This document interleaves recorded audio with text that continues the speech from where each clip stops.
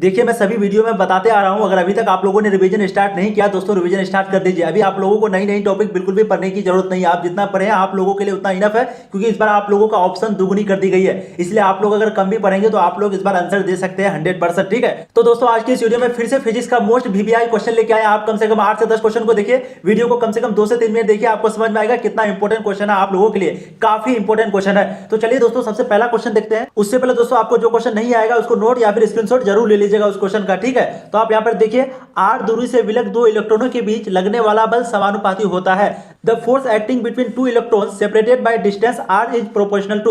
तो आपको पूछ रहा है r दूरी से विलग दो इलेक्ट्रॉनों के बीच लगने वाला बल किसके समानुपाती होता है। तो इसका राइट आंसर है r पे पावर -2। तो r दूरी से विलग दो इलेक्ट्रॉनों के बीच लगने वाला बल किसके समानुपाती होता है, r पे पावर -2 के समानुपाती होता है। ठीक है, नेक्स्ट क्वेश्चन देखिए, क्वेश्चन नंबर 2, विद्युत फ्लक्स का विमीय सूत्र होता है। The dimensional formula of electric flux is. तो आपको पूछ रहा है विद्युत फ्लक्स का विमीय सूत्र होता है। तो इसका राइट आंसर है दोस्तों ऑप्शन ए ml2t-3 I पे पावर -1। ये क्वेश्चन दोस्तों काफी इंपॉर्टेंट है, इस तरह का क्वेश्चन आपको बिहार बोर्ड में पूछेगा ही, इसलिए आपको सभी का फॉर्मूला आना चाहिए डायमेंशनल फॉर्मूला का। ठीक है, तो इलेक्ट्रिक फ्लक्स का ये होता है, इसी तरह से आपको सब चीज का आना चाहिए, इलेक्ट्रिक पोटेंशियल वगैरह सब चीज का। ठीक है, नेक्स्ट क्वेश्चन देखिए, क्वेश्चन नंबर 3, P विद्युत आघूर्ण वाले एक विद्युत द्विध्रुव E तीव्रता वाले विद्युत क्षेत्र में रखा जाए तो उस पर लगने वाला बल आघूर्ण होगा। तो ये जब यानी कि P जब रखा जाए इस इलेक्ट्रिक फील्ड में जब ये पोटेंशियल रखा जाता है, ठीक है, तो उस पर लगने वाला बल आघूर्ण होगा।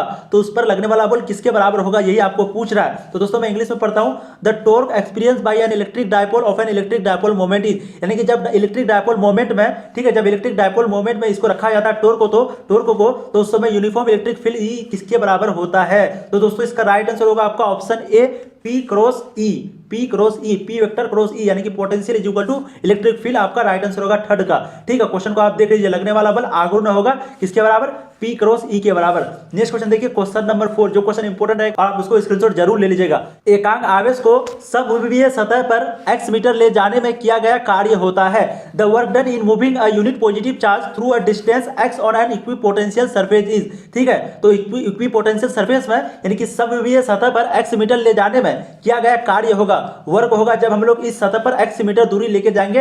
तो इसका आपको राइट आंसर 4 का होगा सी, शून्य। कितना होगा, 0। ठीक है, तो जो भी हम लोग इक्विपोटेंशियल में कितना भी हम लोग कार्य कर रहे हैं, लेकिन वहां पर आपका कार्य होगा 0, ये आपको याद रखना होगा। नेक्स्ट क्वेश्चन देखिए, क्वेश्चन नंबर 5, आवेशित खोखले गोलीय चालक के अंदर विद्युत तीव्रता होती है। The electric field intensity inside a charge hollow spherical conductor is. तो आपको पूछ रहा है आवेशित खोखले यानी कि चार्ज किया हुआ है खोखले गोला, ठीक है, उसके अंदर विद्युत तीव्रता होती है, क्या होती है। तो दोस्तों 5 का राइट आंसर है ऑप्शन सी, 0। तो जो भी आवेशित यानी कि चार्ज रहेगा, चार्ज सहित होगा, खोखला गोला होगा, उसके अंदर विद्युत तीव्रता 0 होगी। क्या होगा, ऑप्शन सी आपका राइट आंसर होगा। नेक्स्ट क्वेश्चन देखिए, क्वेश्चन नंबर 6, एक चालक जिसकी धारिता 20 mF है, ठीक है, माइक्रोफराड, mF मतलब माइक्रोफराड, को 1000 वोल्ट तक आवेशित किया जाता है तो चालक की स्थितिज ऊर्जा होगी। आपको पूछ रहा है a conductor of capacity 20 microfarad is charge to 1000 volt, the potential energy of the conductor will be. तो आपको यहाँ पर माइक्रोफराड दिया हुआ है, 1000 वोल्ट आवेशित दिया हुआ है। जब आप दोस्तों यहाँ पर आपको पूछ रहा है वर्क, ठीक है, आपको सिंपली पूछ रहा है वर्क, तो वर्क बराबर होता है पोटेंशियल, तो V बराबर IR जब आप निकलेंगे तो ये आपका निकल जाएगा। तो जब आप लोग निकालेंगे, वैसे देखिए आप लोगों को न्यूमेरिकल को यहाँ पे बिल्कुल भी टेंशन नहीं लेना है, क्योंकि इस बार आप लोगों के पास ऑप्शन दुगुनी है, 70 है, 70 में आपको मात्र 35 बनाना। ठीक है, तो मान लेते हैं 10 अगर आपको न्यूमेरिकल दे देता है तो छोड़िए 60 में आपको कम से कम मात्र 35 ही बनाना है। ठीक है, इसलिए आपने न्यूमेरिकल का बिल्कुल भी टेंशन मत लीजिए, फॉर्मूला वगैरह बिल्कुल भी याद मत कीजिए, याद जितना है बस आप जो है ऑब्जेक्टिव जितना क्वेश्चन बन सकता है उस तरह का क्वेश्चन को जरूर पढ़ लीजिए। तो दोस्तों 6 का राइट आंसर होगा ऑप्शन बी, 10 पे पावर 4 जूल। जब आप इस फॉर्मूला पे बैठाइएगा तो 10 पे पावर 4 जूल आपका राइट आंसर होगा। अब नेक्स्ट क्वेश्चन देखते हैं, क्वेश्चन नंबर 7, सेल का ईएमएफ मापा जाता है। The EMF of a cell is measured by. तो आपको पूछ रहा है इलेक्ट्रोमोटिव फोर्स, ईएमएफ का फुल फॉर्म क्या है, इलेक्ट्रोमोटिव फोर्स। तो सेल का यानी कि बैटरी का जब हम लोग ईएमएफ मापते हैं मेजर करते हैं तो वो किससे करते हैं, वोल्ट मीटर से, विभव मापी से, किससे करते हैं। तो दोस्तों 7 का राइट आंसर है विभव मापी। क्या है, विभव मापी यानी कि पोटेंशियोमीटर से हम लोग ईएमएफ मापते हैं सेल का यानी कि बैटरी का। अब नेक्स्ट क्वेश्चन देखिए, क्वेश्चन नंबर 8, किरचॉफ का धारा नियम किस राशि के संरक्षण सिद्धांत से संबंधित है। मैंने पहले भी वीडियो में इसको बताया है, काफी इंपॉर्टेंट क्वेश्चन है, लगभग बार पूछता है। Kirchhoff current rule is related to principle of conservation of. आपको पूछ रहा है किरचॉफ का जो धारा नियम है वो किस राशि के संरक्षण सिद्धांत से संबंधित है, किस राशि की, आप लोग कमेंट करेंगे। तो दोस्तों 8 का राइट आंसर ऑप्शन सी, आवेश यानी कि चार्ज से संबंधित है। क्या है, राशि के संरक्षण चार्ज राशि के संरक्षण से संबंधित है। आवेश आपका राइट आंसर होगा ऑप्शन सी। नेक्स्ट क्वेश्चन देखिए क्वेश्चन नंबर 9, इलेक्ट्रॉन वोल्ट में मापा जाता है। तो इलेक्ट्रॉन वोल्ट में किसको मापा जाता है? Electron volt is a measure of, तो आपको पूछ रहा है इलेक्ट्रॉन वोल्ट में किसको मापा जाता है? विभवांतर को, आवेश को, ऊर्जा को, धारा को, पोटेंशियल डिफरेंस को, चार्ज को, या फिर एनर्जी करंट को, किसको मापा जाता है? तो दोस्तों 9 का राइट आंसर है ऑप्शन सी, ऊर्जा को। किसको? एनर्जी को। तो एनर्जी को जो है वो इलेक्ट्रॉन वोल्ट में भी मापा जाता है। ठीक है, आप लोगों को कंफ्यूज नहीं होना, जूल में भी और एनर्जी को इलेक्ट्रॉन वोल्ट में भी। अब नेक्स्ट क्वेश्चन देखिए क्वेश्चन नंबर 10, चुंबकीय क्षेत्र जिसको हम लोग बी से डिनोट करते हैं। तो चुंबकीय क्षेत्र में स्थित एम चुंबकीय आघूर्ण वाले धारा पास द्वारा अनुभूत बल आघूर्ण का मान होगा। यहां पर आघूर्ण मतलब टाउ, ठीक है, इसको टाउ से डिनोट करते हैं, इसको एम से, स्थित को एम से डिनोट करते हैं। चुंबकीय आघूर्ण वाले धारा पास द्वारा अनुभूत बल आघूर्ण का मान होगा। थोड़ा इंग्लिश में पहले पढ़ते हैं। The torque experience by current carrying loop of magnetic moment M placed in a magnetic field. तो आपको पूछा है जब हम लोग टॉर्क को किससे डिनोट करते हैं? टाउ से। टॉर्क को किससे डिनोट करते हैं? टाउ से, यानी कि आघूर्ण। ठीक है, तो आघूर्ण का मान जब हम लोग, वहीं पे आपको फिर से वही क्वेश्चन पूछ रहा है सेम टू सेम, जब हम लोग इसको इलेक्ट्रिक फील्ड में यानी कि चुंबकीय क्षेत्र में, ठीक है, मैग्नेटिक फील्ड में जब हम लोग इसको रखते हैं तो उस समय अनुभूत बल यानी कि आघूर्ण टाउ का मान कितना होगा, यह आपको पूछ रहा है। तो दोस्तों 10 का आपका राइट आंसर हो जाएगा option A. Option A right answer होगा, tau is equal to M cross B. Tau is equal to M cross B, यहां पर ये ऑप्शन है। ठीक है, तो tau is equal to M cross B आपका राइट आंसर होगा 10 का, यानी कि टॉर्क को जब हम लोग मैग्नेटिक फील्ड में लेके जाते हैं तो आपका राइट आंसर क्या होगा? M cross B. अब नेक्स्ट क्वेश्चन देखिए क्वेश्चन नंबर 11, एक गैल्वेनोमीटर का प्रतिरोध जी है, मुख्य धारा का 1% ही गैल्वेनोमीटर में प्रवाहित हो, इसके लिए शंट का मान होना चाहिए। Resistance of a galvanometer is G, shunt used to allow 1% of main current through the galvanometer is. तो आपको पूछा है एक गैल्वेनोमीटर का प्रतिरोध दिया हुआ क्या है? जी, और मुख्य धारा का 1% गैल्वेनोमीटर में प्रवाहित हो जाता है। ठीक है, मुख्य धारा का 1% गैल्वेनोमीटर में प्रवाहित हो, इसके लिए शंट का मान होना चाहिए। तो शंट जो है वो एक प्रकार का वो भी रेजिस्टर होता है। ठीक है, छोटा शंट। तो दोस्तों 11 का right answer option A, G/99। G/99, G/99 आपका राइट आंसर होगा। नेक्स्ट क्वेश्चन देखिए क्वेश्चन नंबर, ये ऑब्जेक्टिव टाइप क्वेश्चन था, आप लोगों को याद होना चाहिए, इंपॉर्टेंट है। नेक्स्ट क्वेश्चन देखिए, किसी वृत्ताकार कुंडली में धारा प्रवाहित की जाती है, यदि कुंडली की त्रिज्या दुगुनी कर दिया जाए तो उसके केंद्र पर चुंबकीय क्षेत्र की तीव्रता का मान होगा। Current is flowing in a circular coil, if the radius of the coil is double then the value of magnetic field intensity at its centre will be. तो आपको पूछ रहा है किसी वृत्ताकार कुंडली में धारा प्रवाहित होती है, वृत्ताकार कुंडली में धारा यानी कि चार्ज प्रवाहित होती है, यदि कुंडली की त्रिज्या दुगुनी कर देंगे, यदि उसका रेडियस दुगुनी कर देंगे तो उसके केंद्र पर चुंबकीय क्षेत्र की तीव्रता का मान होगा। तो उसके बीच में सेंटर में चुंबकीय क्षेत्र की यानी कि मैग्नेटिक फील्ड का तीव्रता का मान होगा, दुगुना होगा, तिगुना होगा, क्या होगा, कितना बढ़ेगा? जब हम लोग त्रिज्या को दुगुना कर देंगे तो कितना मान बढ़ेगा, यही आपको सिंपली पूछ रहा है। तो इसका राइट आंसर होगा आधा, यानी कि हाफ। ठीक है, तो जब हम लोग त्रिज्या को दुगुनी करेंगे तो आपका चुंबकीय क्षेत्र की तीव्रता आधा हो जाएगी। नेक्स्ट क्वेश्चन देखिए क्वेश्चन नंबर 13, डायनामो के कार्य का सिद्धांत आधारित है। तो आप लोग कमेंट करेंगे, काफी इंपॉर्टेंट क्वेश्चन है। तो डायनामो के जो कार्य है वो किस सिद्धांत पर कार्य करता है? तो दोस्तों इसका राइट आंसर है ऑप्शन बी, विद्युत चुंबकीय प्रेरण पर। The working of a dynamo is based on विद्युत चुंबकीय प्रेरण पर, यानी कि इलेक्ट्रोमैग्नेटिक इंडक्शन। इलेक्ट्रोमैग्नेटिक इंडक्शन आपका राइट आंसर होगा। नेक्स्ट क्वेश्चन देखिए क्वेश्चन नंबर 14, स्वप्रेरकत्व का मात्रक है, unit of self inductance is. तो इसका इकाई क्या है? आपको पूछा सिंपली स्वप्रेरकत्व यानी कि इंडक्टेंस का इकाई क्या है? आप लोग जल्द से जल्द कमेंट करेंगे, काफी इंपॉर्टेंट क्वेश्चन है, काफी इंपॉर्टेंट। तो दोस्तों 14 का राइट आंसर है हेनरी। क्या है? हेनरी।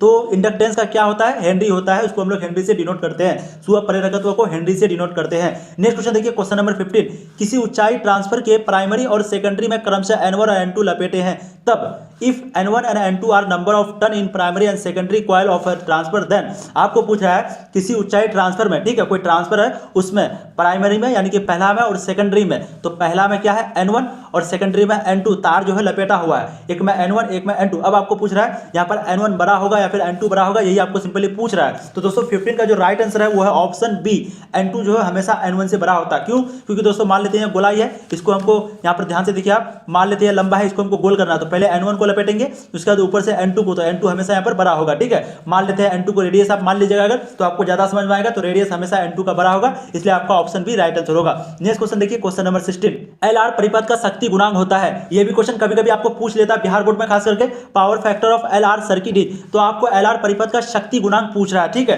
तो दोस्तों 16 का राइट आंसर है option B, R upon under root R square plus omega square L square.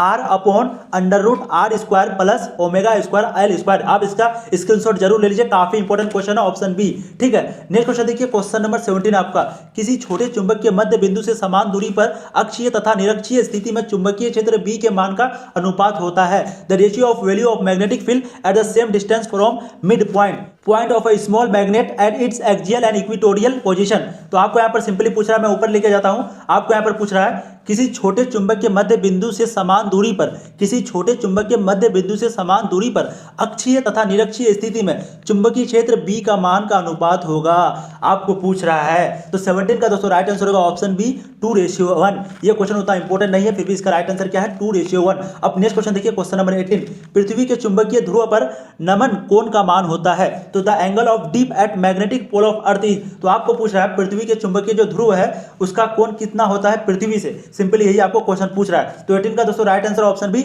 90 degree. कितना होता है 90 डिग्री होता है, ठीक है। तो नमन कोण का मान कितना होता है 90 डिग्री, आप लोगों को याद रखना है, ठीक है। एंगल ऑफ डीप कितना होता है 90 डिग्री। नेक्स्ट क्वेश्चन देखिए, क्वेश्चन नंबर 19, विद्युत चुंबकीय तरंग के संचरण की दिशा होती है। आपको पूछ रहा है the direction of transmission of electromagnetic wave is, यानी कि विद्युत चुंबकीय तरंग के संचरण की दिशा किधर होती है, किधर वो चलती है, ठीक है, किसके समांतर वो चलती है, यही पूछ रहा है। तो दोस्तों 19 का राइट आंसर जो आपका है option D E cross B के समांतर। E क्या है इलेक्ट्रिक फील्ड, B क्या है मैग्नेटिक फील्ड। तो E क्रॉस B के समांतर होती है विद्युत चुंबकीय तरंग के संचरण की दिशा, इलेक्ट्रोमैग्नेटिक वेव की, यानी कि direction of transmission of electromagnetic wave. Next question देखिए, क्वेश्चन नंबर 20, किस कारण से हवा का बुलबुला पानी के अंदर चमकता नजर आता है। आपको पूछ रहा है an air bubble inside water shines due to. तो किसके कारण, ठीक है, किसके कारण, यानी कि अपवर्तन परावर्तन, किसके कारण जो है बुलबुला पानी जो है अंदर में चमकता नजर आता है, ये आपको सिंपली पूछ रहा है। तो दोस्तों इसका राइट आंसर होगा ऑप्शन सी। क्या है ऑप्शन सी आपका, पूर्ण आंतरिक परिवर्तन के कारण, टोटल इंटरनल रिफ्लेक्शन के कारण। तो इंटरनल जो रिफ्लेक्शन होता है उसी के कारण आपको हवा का जो बुलबुला होता है, यानी कि पानी के अंदर कभी कभी आपको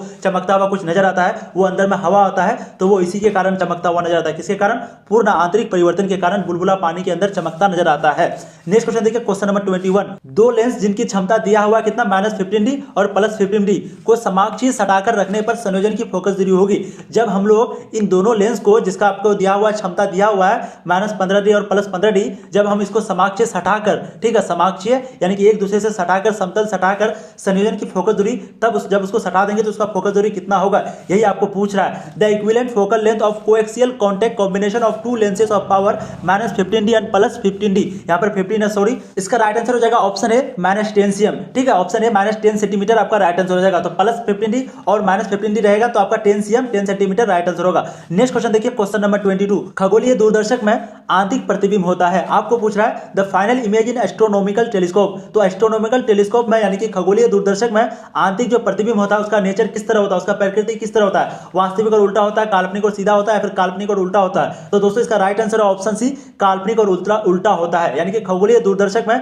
आंतरिक प्रतिबिंब काल्पनिक भी होता है, यानी कि आभासी भी होता है और उल्टा भी होता है, वर्चुअल भी होता है और इन्वर्टेड भी होता है। नेक्स्ट क्वेश्चन, क्वेश्चन नंबर 23, बेलनाकार लेंस का व्यवहार किया जाता है आंख के उस दोष को दूर करने के लिए जिसे कहा जाता है। सिंपली आपको पूछ रहा है बेलनाकार जो लेंस होता है उसको यूज किया जाता है आंख का कौन सा दोष को दूर करने के लिए, यानी कि उस दोष का नाम क्या है, यह आपको सिंपली पूछ रहा है। तो दोस्तों 23 का आपका राइट आंसर होगा ऑप्शन सी, ऑस्टिग्मेटिज्म। ऑस्टिग्मेटिज्म आपका राइट आंसर होगा। तो cylindrical lenses are used to correct defect of eye called, क्या कहते हैं उसको, ऑस्टिग्मेटिज्म, एस्टिग्मेटिज्म उसको बोल सकते हैं। नेक्स्ट क्वेश्चन देखिए, क्वेश्चन नंबर 24, प्रकाश के रेले प्रकीर्णन में प्रकीर्णित प्रकाश का परिमाण तरंगदैर्घ्य, जिसको हम लोग लैम्डा से डिनोट करते हैं, कि किस रूप में समानुपाती होता है। आपको पूछ रहा है प्रकाश के रेले प्रकीर्णन में प्रकीर्णित प्रकाश परिमाण का तरंगदैर्घ्य यानी कि लैम्डा के किस रूप में समानुपाती होता है, किस रूप में। ये क्वेश्चन काफी इजी है, थोड़ा सा यहाँ पर आपको थोड़ा सा टिपिकल लग रहा होगा, लेकिन दोस्तों इसका राइट आंसर है ऑप्शन डी 1/λ/4। 1 यानी कि 1/λ/4 आपका राइट आंसर होगा। यहाँ पर देखिए,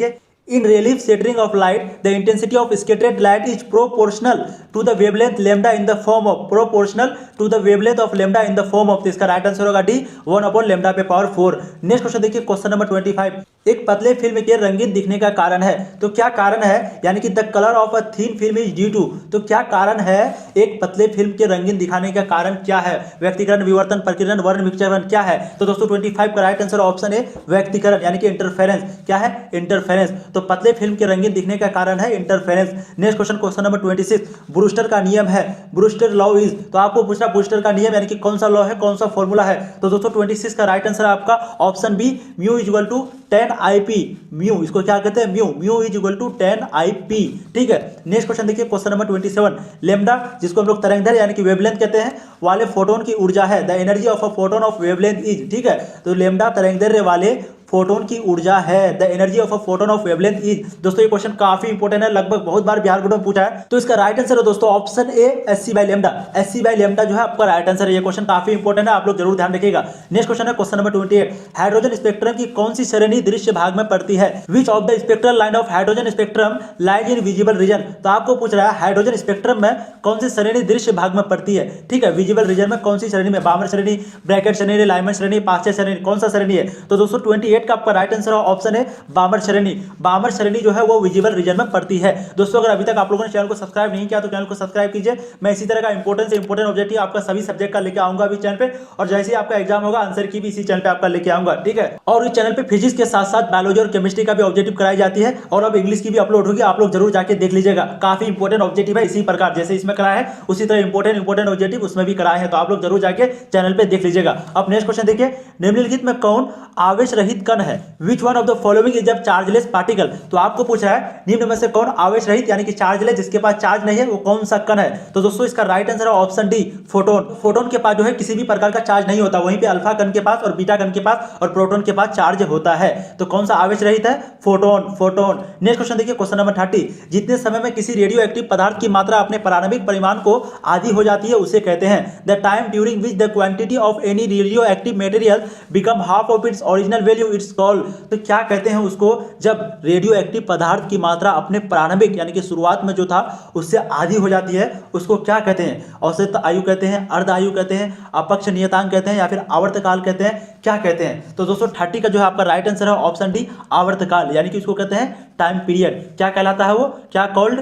टाइम पीरियड उसको कहते हैं, आवर्तकाल जो आधी हो जाती है। नेक्स्ट क्वेश्चन देखिए क्वेश्चन नंबर 31। एन टाइप के अर्धचालक में बहुसंख्यक धारा वाहक होते हैं। The majority of charge carrier in N type semiconductor is. तो आपको पूछ रहा है एन टाइप के अर्धचालक में बहुसंख्यक धारा वाहक होती है, तो एन टाइप के अर्धचालक में कौन सा धारा वाहक होते हैं? अल्फा कण, इलेक्ट्रॉन, प्रोटॉन, छिद्र। The majority charge carrier in N type semiconductor is. क्या होगा? तो दोस्तों 31 का राइट आंसर होगा ऑप्शन बी इलेक्ट्रॉन। क्या होता है? एन टाइप के अर्धचालक में बहुसंख्यक धारा जो है वो इलेक्ट्रॉन होता है, उसके बाद आपका प्रोटॉन आता है। ठीक है, तो सबसे ज्यादा इलेक्ट्रॉन होता है अर्धचालक में। नेक्स्ट क्वेश्चन देखिए एन टाइप के अर्धचालक में। ठीक है, नेक्स्ट क्वेश्चन देखिए पूर्ण तरंगित डिस्टकरण में यदि निवेश आवृत्ति 50 हर्ट्ज है तो निर्गम आवृत्ति क्या है? आपको पूछ रहा है in full wave rectification if input frequency is 50 hertz then output frequency is. तो क्या है दोस्तों? इसका राइट आंसर होगा 32 का आपका ऑप्शन सी 100 हर्ज। क्या है? 100 हर्ज आपका राइट आंसर होगा। उतना इंपॉर्टेंट क्वेश्चन नहीं है। नेक्स्ट क्वेश्चन देखते हैं क्वेश्चन नंबर 33 जो कि दोस्तों काफी इंपॉर्टेंट है। AND गेट के लिए बुलियन व्यंजक है, जो कि मैंने पिछले वीडियो में भी बताया था। काफी इंपॉर्टेंट क्वेश्चन है दोस्तों ये। ठीक है, ये क्वेश्चन लगभग इस बार शायद पूछ भी सकता है। तो 33 का दोस्तों राइट आंसर है ऑप्शन सी। मैं आपको सभी का एक बार यहाँ पर रिवाइज करवा देता हूँ। ठीक है, जैसे देखिए ए और plus B, A plus B equal to Y किसका होता है? ये होता है और गेट का। वहीं पे अगर इसका ऊपर लग जाए तो ये हो गया नॉर गेट। ठीक है, यहीं पे अगर ऊपर लग जाए तो हो गया नॉर गेट, और यहीं पे अगर ये हट जाए अगर तो ये हो गया और गेट। अब नंद गेट का क्या है? ए डॉट बी अगर लग जाएगा, A dot B equal to Y, तो ये हो जाएगा आपका एंड गेट। ठीक है, ये हो जाएगा एंड गेट। लेकिन वहीं पे अगर ऊपर में लग जाए तो वो हो जाएगा आपका नंद गेट, जो कि यहाँ पर है। तो इसका राइट आंसर आपका जो भी है आप लोग देख लीजिए। नेक्स्ट क्वेश्चन देखिए क्वेश्चन नंबर 34। दार्शनिक संख्या 15 का द्विधारी मान होगा। दोस्तों ये क्वेश्चन भी काफी इंपॉर्टेंट है, लगभग बार पूछता है ये question. Result of conversion of 2020 में भी पूछा है। Result of conversion of decimal number 15 into binary will be. तो दोस्तों 34 का राइट आंसर है ऑप्शन सी 1112। अगर आप इसका सोल्यूशन चाहते हैं तो आप लोग कम्युनिटी पोस्ट में जाकर के जरूर देख सकते हैं। ठीक है, आप लोग कमेंट कीजिए, मैं आपको कम्युनिटी पोस्ट में यूट्यूब का वहीं पे आपको आंसर दूंगा।